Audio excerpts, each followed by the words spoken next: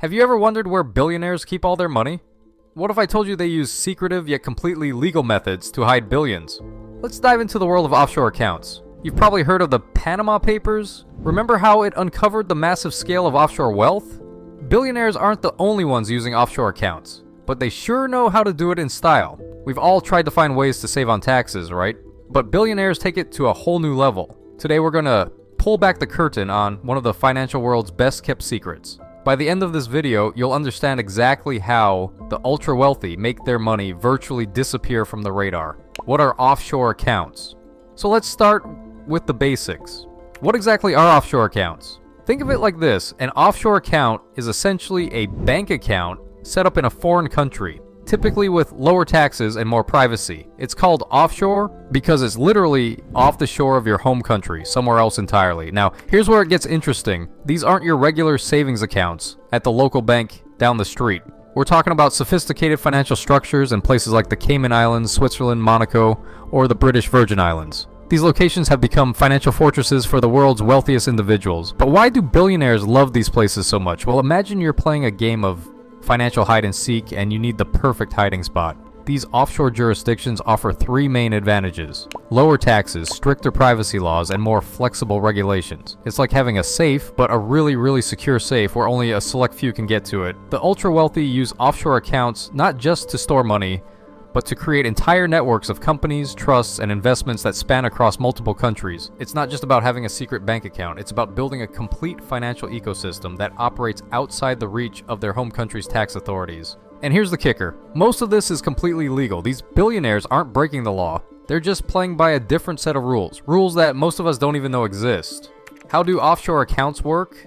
Alright, so how does this whole system actually work? Let me paint you a picture. Imagine a billionaire in their luxurious office, browsing through a list of offshore banks, picking the best one to hide their billions. It's like a game of financial hide and seek, but with way higher stakes. The process usually starts with hiring a team of expensive lawyers, accountants, and financial advisors who specialize in international tax law. These aren't your average professionals.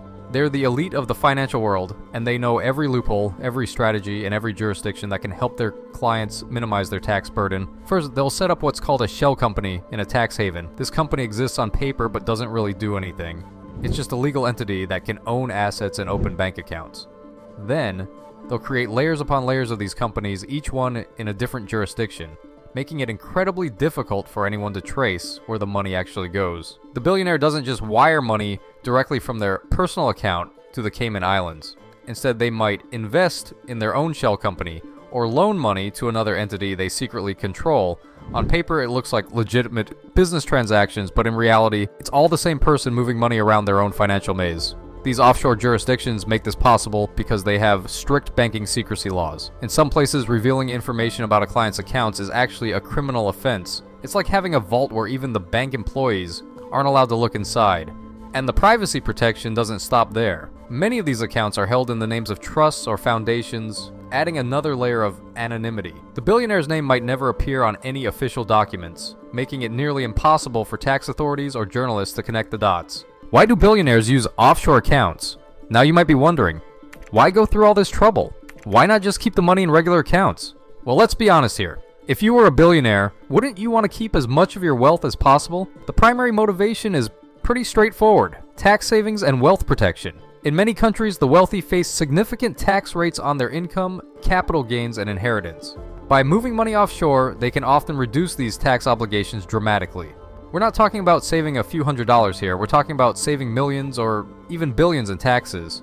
But it's not just about taxes, there's also the privacy factor. Think about it. When you're worth billions, everyone wants a piece of your wealth. From governments to family members to business partners, having that level of transparency can make you a target. Offshore accounts provide a level of secrecy that domestic accounts simply can't offer. Then there's asset protection. If you're facing a lawsuit, divorce, or other legal challenges, having your wealth scattered across multiple offshore jurisdictions makes it incredibly difficult for anyone to seize your assets. It's like spreading your treasure across multiple hidden islands. Even if someone finds one, they'll never find them all. Hey, if I were a billionaire, I might be tempted to use offshore accounts too. I mean, who wouldn't want to protect their wealth and minimize their taxes? But here's where it gets complicated, and frankly a little frustrating for the rest of us. While the rest of us are worried about paying rent, filing our taxes correctly, and making ends meet, these billionaires are busy building financial fortresses around their wealth. They have teams of experts helping them navigate systems that most of us will never even understand, let alone access. It's easy to feel frustrated when we're working hard, paying our fair share of taxes, and then hearing about billionaires hiding their wealth in places we'll never see. There's something that just doesn't sit right about it, you know? The role of tax havens. Who really benefits?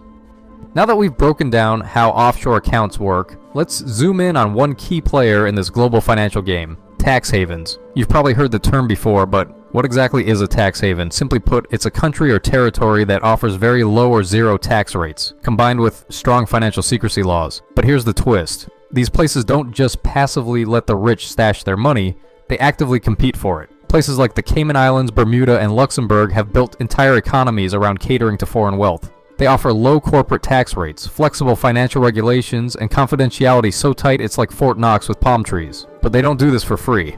They earn billions in fees, registration costs, and legal services, essentially becoming the VIP clubhouses of global finance. But who really benefits from this setup? Well, clearly the billionaires do.